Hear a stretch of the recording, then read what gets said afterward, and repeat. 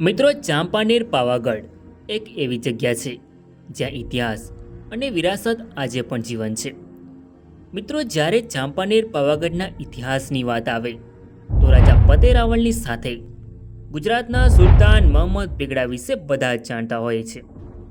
પરંતુ મહંમદ બેગડાએ ચાંપાનેરને જીત્યા બાદ ચાંપાનેર પાવાગઢમાં શું કર્યું તેનો ઇતિહાસ ખૂબ જ ઓછા લોકો જાણતા હોય છે. જેમાં મહંમદ બેગડાએ ચાંપાનેરને જીત્યા બાદ તેને આ જગ્યા એટલી પસંદ આવી કે તેણે ચાંપાનેરને ગુજરાત સલ્તનતની રાજધાની બનાવી. જી હા મિત્રો, આજના વિડીયોમાં આપણે ગુજરાત સલ્તનતની રાજધાની ચાંપાનેર વિશે જાણીશું. જેમાં મહત્ત્વના મુદ્દાઓમાં મહમૂદ બેગડાની ચાંપાનેર પર જીત, મહંમદ બેગડાએ અહેમદાબાદથી રાજધાની ચાંપાનેર કેમ ખસેડી, ગુજરાત સલ્તનતની રાજધાની ચાંપાનેરમાં કેટલા સુલતાનોએ શાસન કર્યું, ચાંપાનેર પર હુમાયુનું આક્રમણ, ત્યારબાદ છેલ્લે જાણીશું ગુજરાત સલ્તનતની રાજધાની ચાંપાનેરનો અંત કેવી રીતે થયો. જેથી વિડીયોમાં છેલ્લે સુધી બન્યા રહો. નમસ્કાર મિત્રો, તો સ્વાગત છે એક નવા વિડીયોમાં. સો ફ્રેન્ડ્સ, હું છું ધર્મેશ અને ધર્મેશ પટેલ યુટ્યુબ ચેનલમાં તમારું સ્વાગત છે. સો ફ્રેન્ડ્સ, આજના વિડીયોમાં આપણે ગુજરાત સલ્તનતની રાજધાની ચાંપાનેરનો ઇતિહાસ જાણીશું. જેથી વિડીયોમાં છેલ્લે સુધી બન્યા રહો. તો ચાલો વિડીયોને શરૂ કરીએ.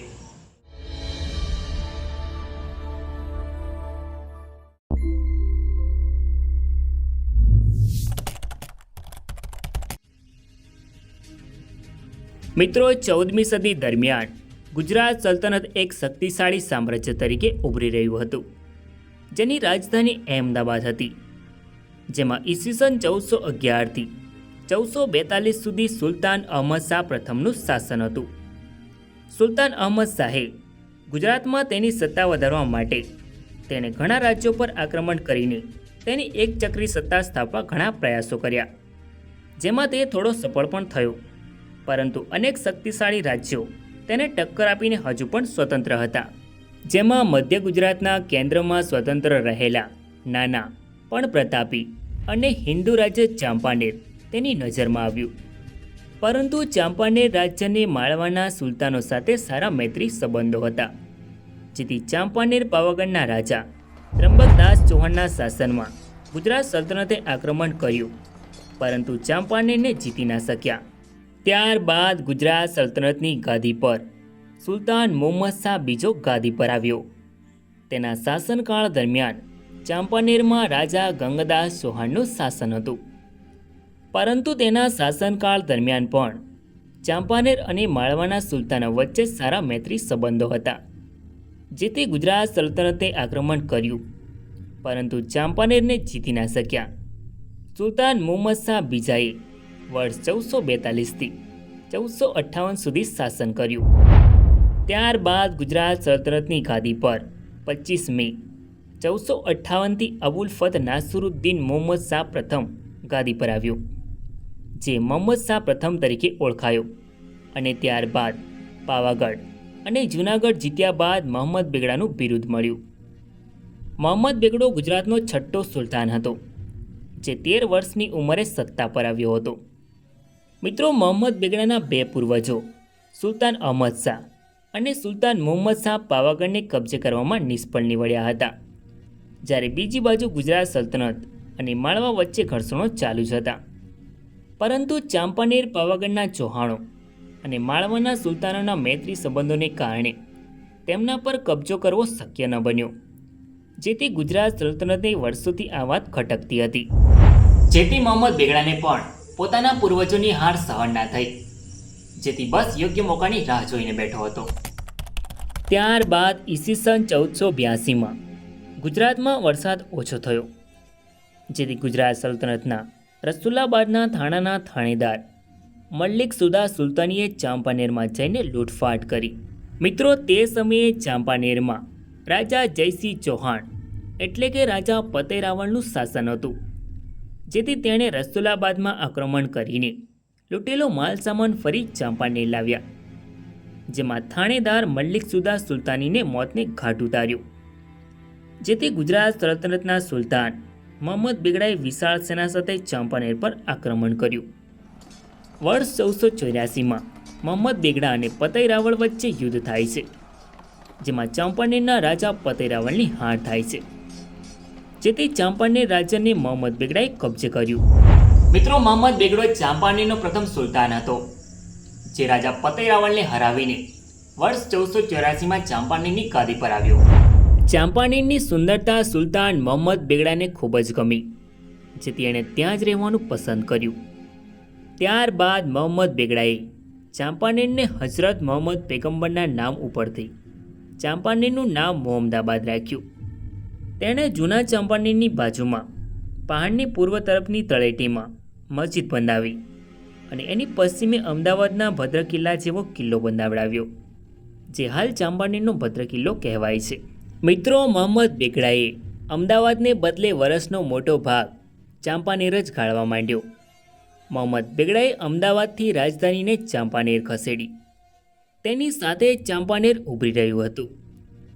ચાંપાનેરમાં મોટા વેપારીઓ વેપાર વાણિજ્ય માટે વસવાટ કરતા થયા, જેથી ચાંપાનેરનો આર્થિક વિકાસ થયો. તેણે ચાંપાનેરમાં એક નવું શહેર બનાવડાવ્યું, જેથી વેપારીઓ, લોકો અને વાણિજ્ય વેપારની વૃદ્ધિ થઈ. સુલતાન મોહમ્મદ બેગડાએ ચાંપાનેરને ફરતો કોટ બંધાવડાવ્યો, જેનું નામ જહાંપનાહ રાખવામાં આવ્યું. ત્યારબાદ ચાંપાનેરમાં અમીર વ્યક્તિઓ, વજીરો, મોટા વેપારીઓ તથા વાણિયાઓએ દરેકે પોતાના માટે ત્યાં મોટી મોટી ઇમારતો બંધાવડાવી, જેથી ચાંપાનેરમાં આર્થિક સુધારા થયા. મિત્રો, ચાંપાનેરમાં ઈસવીસન 1485માં ચાંપાનેરની આસપાસના વિસ્તારમાં સ્વર્ગના જેવા ફૂલોના બગીચા, ફળોના બગીચા, ચંદનના બગીચાઓ વગેરે બગીચાઓથી ચાંપાનેરને એક નવું સ્વરૂપ આપ્યું, જેથી થોડા સમયમાં ચાંપાનેર એવું તો સુશોભિત અને શણગારેલું ખબર પડ્યું કે લોકોએ એવું કહ્યું કે આ નગર ગુજરાતમાં જ નહીં પણ પૂરી દુનિયામાં આવું ક્યાંય નથી. ત્યારબાદ ચાંપાનેર, જે તે સમયે મોહમ્મદાબાદ તરીકે જાણીતું હતું, આ શહેર ભવ્ય ઇમારતોથી ભરપૂર બન્યું અને આસપાસની જગ્યા ઘણી આનંદદાયક તથા ખુશનુમા લાગવા માંડી.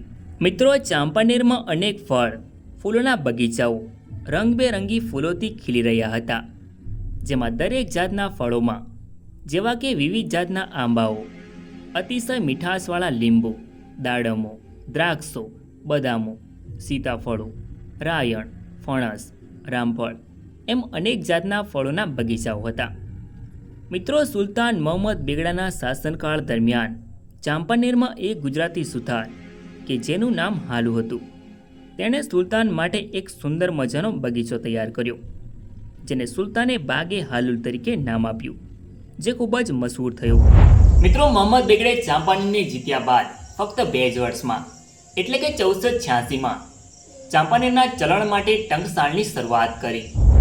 મિત્રો, આ નવા નગરમાંથી બહાર પાડેલા સિક્કાઓ પર એનું નામ 3 રીતે અંકિત છે, જેમાં મોહમ્મદાબાદ, ચાંપાનેર અને ત્રીજું શહેરે મુકરમ એટલે કે માનવંતુ નગર. મિત્રો, ગુજરાતની બધી જ ટંકશાળમાં ચાંપાનેરની ટંકશાળ વધુ સમય સુધી કાર્યશીલ રહી હતી, એમ ઉપલબ્ધ નમૂનાઓ પરથી જણાય છે. આ ટંકશાળમાં સર્વપ્રથમ ઉપલબ્ધ સિક્કાઓમાં મોહમ્મદ બેગડાએ ચાંપાનેરને વર્ષ 1484માં જીત્યા પછી 2 વર્ષમાં એટલે કે 1486નો જોવા મળે છે. ચાંપાનેરની ટંકશાળના મળેલ સિક્કાઓમાં એક વિશિષ્ટતા એ છે કે અહીંથી મોટી સંખ્યામાં ચાંદીના સિક્કા બહાર પાડ્યા હતા. ચાંપાનેરની ટંકશાળમાંથી ચાંદીના સિક્કાઓની સંખ્યા તાંબાના સિક્કાઓની સંખ્યાથી ખૂબ જ ઓછી છે. મિત્રો, ચાંપાનેરના સિક્કાઓમાં પણ જૂનાગઢના સિક્કાઓ જેવું ભાતનું વૈવિધ્ય છે. મિત્રો, ચાંપાનેરને મોહમ્મદ બેગડાએ એક નવું સ્વરૂપ આપી દીધું હતું. એવામાં ઈસવીસન 1487માં ચાંપાનેરના હાલોલમાં સુલતાન મોહમ્મદ બેગડો શિકાર કરી રહ્યો હતો, ત્યારે થોડા વેપારીઓએ સુલતાનને ફરિયાદ કરી કે આબુના પહાડની તળેટીમાં આવ્યા ત્યારે સિહોરના રાજાએ અમારા 400 ઘોડા છીનવી લીધા, જેથી આ વાત સુલતાનને જણાવી. એટલે સુલતાન મોહમ્મદ બેગડાએ સિરોહીના રાજા પર કાર્યવાહી કરવા સૈનિકો મોકલ્યા અને હુકમ કર્યો કે સુલતાનને ઘોડાની પૂરી કિંમત ભરી આપવા અને છીનવી લીધેલા માલની નુકસાનની ભરપાઈ કરવા કહ્યું, જેથી સિરોહીનો રાજા ગભરાઈ ગયો. તેણે માલ સામાન અને ઘોડા પરત આપી દીધા અને સુલતાનની માફી માંગી. મિત્રો, ઈસવીસન 1498માં મોહમ્મદ બેગડાના શાસનકાળ દરમિયાન 20 મે 1498માં 12,000 મીલની સફર કરીને વાસ્કો ડી ગામાએ હિન્દુસ્તાનમાં એન્ટ્રી કરી. જ્યાં મિત્રો, જ્યાંથી પોર્ટુગીઝોની શરૂઆત થાય છે, જેથી ફિરંગીઓના દરિયાઈ વેપાર પર સ્થપાતા પ્રભુત્વને તોડવા માટે મિસર અને ગુજરાતના સુલતાને પરસ્પર સહયોગ કર્યો. ત્યારબાદ ઈસવીસન 1508માં બંને સુલતાનોના નૌકાદળોએ ફિરંગીઓ પર આક્રમણ કર્યું. ફિરંગીઓના મુંબઈ પાસેના ચેવલ બંદરે થયેલી આ અથડામણમાં ફિરંગીઓ હાર્યા, પરંતુ બીજા જ વર્ષે ફિરંગીઓએ દીવ નજીક મિસરના નૌકાદળને સજ્જડ હાર આપી. ત્યારબાદ દીવના નાઝિમ મલિક અયાઝે ગુજરાતના સુલતાન વતી ફિરંગીઓ સાથે સંધિ કરી અને એમની સાથે શાંતિમય સંબંધો સ્થાપવાના પ્રયત્નો કર્યા. મિત્રો, મોહમ્મદ બેગડાના શાસનકાળ દરમિયાન ગુજરાત સલ્તનત અને ખાનદેશના સુલતાનો સાથે સારા સંબંધો હતા, ખંડણી આપતા અને લગ્ન સંબંધથી જોડાયેલા પણ હતા. ત્યારબાદ ઈસવીસન 1501માં ખાનદેશનો સુલતાન આદિલ ખાન બીજો બિનવારસદાર મૃત્યુ પામ્યો, જેથી ત્યાં રાજકીય અવ્યવસ્થા ફેલાઈ સત્તા મેળવવા ઝઘડાઓ શરૂ થયા, જેમાં મોહમ્મદ બેગડાએ પણ ભાગ લીધો, જેમાં તેમના પુત્ર મુઝફ્ફર શાહ બીજાને ત્યાંની શાહજાદી સાથે પરણાવ્યો. ત્યારથી ખાનદેશ ઉપર ગુજરાત સલ્તનતનું વર્ચસ્વ રહ્યું. મિત્રો, મોહમ્મદ બેગડાએ તેના મૃત્યુ પહેલાં જ તેના પુત્ર શહજાદા ખલીલ ખાન એટલે કે મુઝફ્ફર શાહ બીજાને ગુજરાત સલ્તનતનો વારસદાર નિમ્યો હતો. મોહમ્મદ બેગડાએ તેના મોટાભાગનો સમય ચાંપાનેરમાં વિતાવ્યો હતો. તેણે ચાંપાનેરમાં વર્ષ 1484થી 1511 સુધી શાસન કર્યું. ત્યારબાદ 23 નવેમ્બર 1511ના રોજ સુલતાન મોહમ્મદ બેગડાનું અવસાન થાય છે. સુલતાન મુઝફ્ફર શાહ બીજો. મિત્રો, સુલતાન મુઝફ્ફર શાહ બીજો ગુજરાત સલ્તનતની ગાદી પર આવે છે, જે મોહમ્મદ બેગડાના અવસાન પછી એનો ચોથો અને સૌથી નાનો શહજાદો હતો, જેનું નામ ખલીલ ખાન હતું. બાદમાં તેણે મુઝફ્ફર શાહ બીજાનો ખિતાબ ધારણ કરી ગાદી પર બેઠો. મિત્રો, જે સમયે સુલતાન મુઝફ્ફર શાહ ગુજરાત સલ્તનતનો સુલતાન બન્યો તે સમયે તેની ઉંમર 27 વર્ષની હતી. સુલતાન મુઝફ્ફર શાહે પણ તેના પિતાની જેમ રાજધાની ચાંપાનેરને પસંદ કરી. તેના શાસનકાળ દરમિયાન ઈડરમાં રાવ ભાણના પુત્ર રાવ ભીમસિંહનું શાસન હતું. એણે ઈસવીસન 1513માં સાબરમતીના પૂર્વ કિનારાના પ્રદેશ પર તેનો કબજો કર્યો, જેથી સુલતાન મુઝફ્ફર શાહે સેના મોકલી, પરંતુ તેને રાવ ભીમસિંહે હરાવી. ત્યારબાદ રાવ ભીમસિંહને હરાવવા સુલતાને મોડાસા તરફ કૂચ કરી અને ભીમસિંહને હરાવ્યો. મિત્રો, સુલતાન મુઝફ્ફર શાહના શાસનકાળ દરમિયાન માળવાના સુલતાનો સાથે સંબંધો સુધારવા લાગ્યા હતા. ઈસવીસન 1520માં સુલતાન મુઝફ્ફર શાહ અને ચિત્તોડ વચ્ચે આક્રમણ થયું હતું. ત્યારબાદ ઈસવીસન 1521માં ગુજરાત સલ્તનત અને મેવાડના રાણા સંગ્રામસિંહ સાથે આક્રમણ થયું હતું, જેમાં આ લડાઈમાં રાણા સંગ્રામસિંહ સામે ગુજરાત સલ્તનતની સેના વધારે સમય ટકી ના શકી. મિત્રો, સુલતાન મુઝફ્ફર શાહ બીજાએ વર્ષ 1511થી 1525 સુધી શાસન કર્યું હતું. ત્યારબાદ સુલતાન મુઝફ્ફર શાહ બીજાનું અવસાન થાય છે. મિત્રો, મુઝફ્ફર શાહના અવસાન બાદ તેના પુત્રોમાં સલ્તનતની ગાદી માટે ઘણા સંઘર્ષો થયા, જેમાં 1 માસ અને 16 દિવસ માટે સુલતાન સિકંદર શાહ ગાદી પર આવે છે, પરંતુ ઘર્ષણોને કારણે તે વધારે સમય ટકી ના શક્યો. ત્યારબાદ સુલતાન મુહમ્મદ શાહ બીજો ગાદી પર આવે છે, પરંતુ તે પણ થોડા સમય ગાદી પર રહે છે. મિત્રો, 14 ઓગસ્ટ 1526ના રોજ સુલતાન બહાદુર શાહે ચાંપાનેરમાં તેનો રાજ્યાભિષેક કર્યો. મિત્રો, સુલતાન બહાદુર શાહે અનેક લડાઈઓ લડી, જેમાં મહત્વની લડાઈમાં ચિત્તોડ પર આક્રમણ કર્યું, જેમાં 6 નવેમ્બર 1532ના રોજ ચાંપાનેરથી મોટું લશ્કર લઈ તે આક્રમણ કરવા જાય છે. એ સમયે મેવાડમાં મહારાણા વિક્રમાજીત શાસન કરતા હતા. મિત્રો, આ એ આક્રમણ હતું જે રક્ષાબંધનના તહેવારોમાં ખૂબ જ પ્રચલિત છે, જેમાં ચિત્તોડની મહારાણીએ હુમાયુને મદદ માટે રાખડી મોકલી હતી. આ આક્રમણમાં પહેલાં જીત મળી, પરંતુ ત્યારબાદ હુમાયુએ આક્રમણ કર્યું, જેને ગુજરાત સલ્તનતની સેના ઝેલી ના શકી, જેથી બહાદુર શાહને ભાગવું પડ્યું. પરંતુ હુમાયુએ બહાદુર શાહનો પીછો કર્યો. એણે માંડુનો કિલ્લો પણ જીતી લીધો, જેથી સુલતાન બહાદુર શાહ ચાંપાનેર તરફ ભાગ્યો. પરંતુ હુમાયુએ એનો પીછો કર્યો અને 3 દિવસમાં એની પાછળ ચાંપાનેર પહોંચ્યો. આ સાંભળી સુલતાન બહાદુર શાહ તેના અધિકારી ઇખ્તિયાર ખાનને ચાંપાનેરનો કિલ્લો સોંપી પોતે ખંભાતના બંદરના રસ્તે નીકળી ગયો. ત્યારબાદ હુમાયુએ પોતાના એક સરદાર મીર તર્દી બેગને લશ્કર સાથે ચાંપાનેર કબજે કરીને ત્યાં મૂક્યો અને હુમાયુ બહાદુર શાહની પાછળ ખંભાત ગયો. મિત્રો, હુમાયુને ચાંપાનેર જીતીને સુલતાનોએ ભેગું કરેલો બધો જ ખજાનો મોટા પ્રમાણમાં મળ્યો. હુમાયુની સેનાએ 9 ઓગસ્ટ 1535ના રોજ કિલ્લામાં પ્રવેશ કર્યો અને ગુજરાત સલ્તનતની રાજધાની ચાંપાનેરને કબજે કરી. મિત્રો, ત્યારબાદ હુમાયુએ ગુજરાત સલ્તનતને હરાવીને ગુજરાત પર તેની સત્તા શરૂ કરી. મિત્રો, મુગલ સલ્તનતમાં રાજધાની ચાંપાનેરથી અમદાવાદ ખસેડાઈ, પરંતુ બહાદુર શાહે ફરી આક્રમણ કરવાનું વિચાર્યું, જેથી પોર્ટુગીઝો સાથે સંધિ કરીને ધીરે ધીરે આક્રમણ કરીને સેના વધારી. ત્યારબાદ આક્રમણ કરીને ફરી આખું ગુજરાત સુલતાન બહાદુર શાહના હાથમાં આવ્યું. તેણે ચાંપાનેરમાં ઈસવીસન 25 મે 1536ના રોજ પ્રવેશ કર્યો. મિત્રો, સુલતાન બહાદુર શાહે પોર્ટુગીઝો પાસેથી સંધિ કરીને મદદ માંગી હતી, પરંતુ પોર્ટુગીઝોએ વધારે કોઈ મહત્ત્વની મદદ ન કરી હતી, જેથી સુલતાનને પસ્તાવો થયો. જ્યારે દીવમાં પોર્ટુગીઝો તેમની સત્તા વધારી રહ્યા હતા અને તેમની કોઠીઓ સ્થાપી રહ્યા હતા.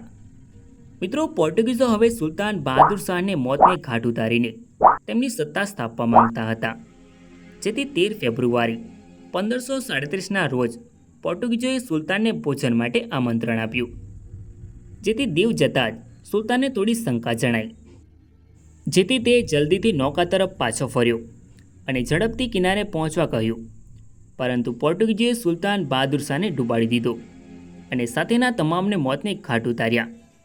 મિત્રો, આમ ગુજરાત સલ્તનતના 5 સુલતાન મોહમ્મદ બેગડો, મુઝફ્ફર શાહ બીજો, સિકંદર શાહ, સુલતાન મોહમ્મદ શાહ બીજો અને છેલ્લે સુલતાન બહાદુર શાહ, આમ 5 સુલતાનોના સમયગાળા દરમિયાન ચાંપાનેર ગુજરાત સલ્તનતની રાજધાની રહી, જેમાં ઈસવીસન 1484થી 1535 સુધી, આમ 50 વર્ષ સુધી ગુજરાત સલ્તનતની રાજધાની ચાંપાનેર રહી.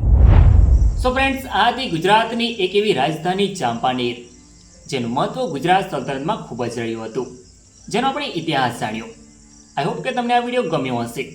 સો વિડીયોને લાઇક કરીને કમેન્ટમાં તમારો અભિપ્રાય જરૂર લખો અને ચેનલમાં નવા હોય તો આવા જ અવનવા વિડીયો જોવા માટે ચેનલને સબસ્ક્રાઈબ જરૂર કરો. તો મળીએ નેક્સ્ટ વિડીયોમાં. ધન્યવાદ.